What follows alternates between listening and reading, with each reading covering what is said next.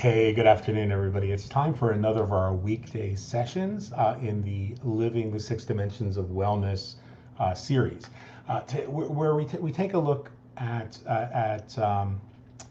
one of the six dimensions of living a richer, fuller, healthier, and more magical life. Each day, we look at a different one of those aspects. And today, we're going to focus on the spiritual aspect of wellness and on allowing ourselves to heal when grief and sorrow present themselves in our lives. So it may not be a really comfortable and sort of happy discussion, but I think it's one that can lead us to greater joy. More on that when we come back in just a moment.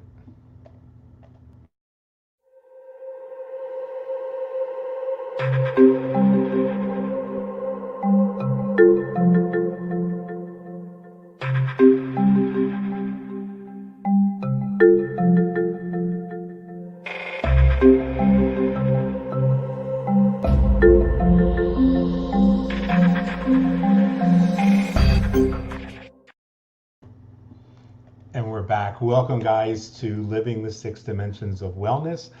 Good morning, Dr. Deborah Cannon, and to everybody who's tuning in, whether you're tuning in for the first time or you've been part of our community, we welcome you. We do these short reflections Monday through Friday to give you something to think about, to hopefully help you find a bit of inspiration in your own quest for a richer, healthier, and more magical life. Deborah Neary, good morning, and Donna, good morning as well. So I just want to thank you guys in advance for liking and sharing and subscribing to this content, because that really does help us to impact a greater number of lives. And because we cycle through the six dimensions of wellness each week, covering 5 of the 6 dimensions, because there are only 5 weekdays, it means every week we end on a different one of those dimensions. And that gives you a full 3 days, from Friday through the following Monday, to be able to focus on that. So every Friday we try to dig a little bit deeper. We try to to make that particular dimension something that you're going to be able to work with throughout the weekend. And this week we're focusing on the spiritual dimension of wellness, and particularly looking at grief and how it can impact our mental wellness, our physical wellness, and our spiritual health. So if you're ready to go a little bit deeper today, if you're ready to really begin to explore this aspect of wellness, then go ahead and type dive in the comments down below. Hello, Deborah. It's good to see you. Alan, good morning. And just go ahead and put dive in the comments below if you're ready for us to go a little bit deeper today. I think this is going to be a topic that really brings to the surface a lot of healing for a lot of people. So let's go ahead and dive in. Grief is not a disorder. So I want to start out by saying that this is not something that is a sign of weakness. It's not a sign of, grief itself is not unhealthy. Grief is a healthy, natural, emotional, and physical and spiritual necessity. It's part of the cycle of living fully. It's part of our experience of life, of living fully, loving deeply, and letting go. Somebody once said that grief is the price we pay for love. And I don't know about that. From my perspective, grief is just another deep and abiding expression of love itself. And one way of looking at it, the way that I see it, is that grief is the unspent love that we had to give someone or something when that physical relationship suddenly gets cut short. Whether we know that it's getting ready to get cut short, as in the case of a long illness, protracted illness or disease, or whether it's something that happens suddenly, that love wells up and seeks expression, and it rumbles within our hearts and within our guts. It wells up and gathers in the corners of our eyes and becomes tears. It's that empty feeling that's left in our hearts, that longing for a time when we can recapture that expression of love once more. That, for me, is what grief is. So it would seem to me that no matter how much we talk about what grief is, no matter how much we try to to understand it and talk about the cycles of grieving and the different aspects of it. No matter how we talk about how to move through grief, it's really almost a wasted effort because, as Shakespeare said, everyone, or I'm going to paraphrase, everyone can master grief except the person who's experiencing it. So when grief comes up in our lives, I think we really have no other choice but to sit with it, to let ourselves feel it so that it doesn't become toxic, so that it doesn't become unhealthy and unbalanced. And so as I was getting ready to do this today, as many of you could tell from my post last night, I prepare for the night before by finding something that speaks to me and then sharing that with you guys overall. And I was reminded, excuse me, of someone who not long ago lost their pet, lost their dog. And because this person couldn't cope with the feelings of rage and self-loathing, because they couldn't cope with the guilt that they felt for their role in trusting their dog's welfare to really horrible people who seemed to themselves have been monstrous and had hateful plans to hurt him by allowing the dog to be hurt. I mean, that just is the kind of stuff that makes you just want to like knock somebody out. Well, because he didn't find a safe place to express that grief, his grief became imbalanced, it became trapped, and it really kind of became twisted and mired in psychologically unbalanced and potentially harmful ideas and thoughts that resulted from like taking that blender that is our emotions and throwing in anger and guilt and fear and self-loathing and sorrow and all of these unrealistic ideas and guilt and then mixing it all together. And so a long road of attempts to grieve for him that were really superficial, that were attention seeking and unfulfilling, really began to manifest as harm in his life, all because he wasn't willing to, or didn't have the capacity to, or didn't feel safe by just sitting in that grief and allowing that unexpressed love to pour out. Sometimes it doesn't feel safe. Sometimes we're afraid we'll lose control, and that's okay. Another friend recently found himself hitting rock bottom in a vicious cycle of addiction because he was unable to express grief over the loss of a 15-year intimate relationship. So sometimes grief isn't about a person who's died, it's about a relationship that's died. Sometimes it's about losing that career suddenly.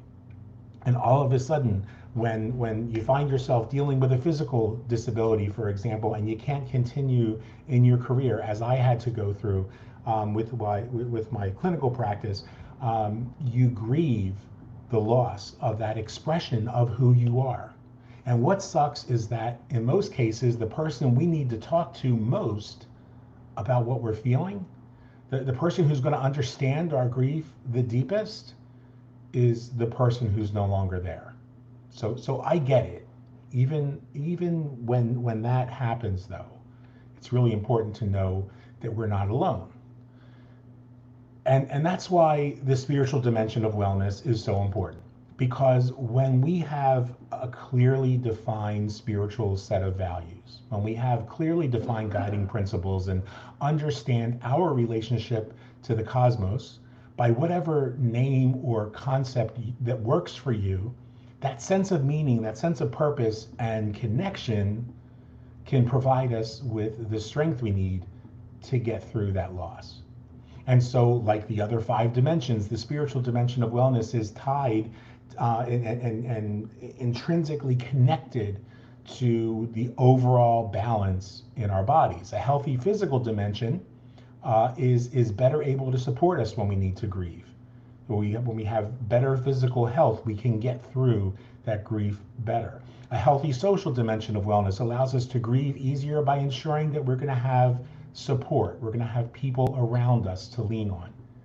And so right now, I'm fairly confident that some of the people who are watching this will have begun to feel some of that unexpressed love, grief, welling up inside themselves. Maybe you don't even really know why, but you're beginning to feel it come to the surface. And I want you to know it's okay. I want you to know it's healthy. It's all right not to even know where it's coming from. And it's safe to allow yourself to just let that experience happen, to let those emotions go. You will get through this. And if you feel that grief is responsible for imbalances in your life, that's okay too. If you feel like you're not able to express it, and so you know that there's an imbalance there, it's okay when that happens. There's resources that are available to each of us to help us get through depression and anxiety and sleep issues and even chronic pain that grief can manifest in our lives. You know, grief and depression and anxiety can manifest as physical pain, just as physical pain can affect our spiritual wellness and our emotional wellness, our intellectual wellness. Mental wellness is only possible. Mental wellness is what we mean when we talk about the 6 dimensions of wellness altogether. It's that overall sense of wellness is only possible when our physical, our social, our occupational, emotional, intellectual, and spiritual dimensions are nurtured and balanced and able to be fully expressed. And I think that's the part so often that we forget about. So if you're having a difficult time, know that you're not alone. Reach out, and I'll do what I can to connect you to resources that are available to make that healing flow. But most importantly, allow yourself some time this weekend to kind of sit with those emotions, to notice if there is unexpressed love that's trapped, that wells up in the corner of your eyes when you see a certain commercial or you hear a certain song or you walk through a certain area. And you know, one of the most healing things for me is when I notice that happening, to move through it. See, suffering only happens when we try to avoid the pain. When we move through the pain, as Ani Pema Chodron talks about so well in her book When Things Fall Apart, when we move through that pain, we no longer suffer. And so if there's a particular song that makes you start to well up a little bit every time you hear it, listen to that song. Just sit with that song and allow those emotions to express themselves. Allow that healing to take place by allowing that love to be expressed in your life.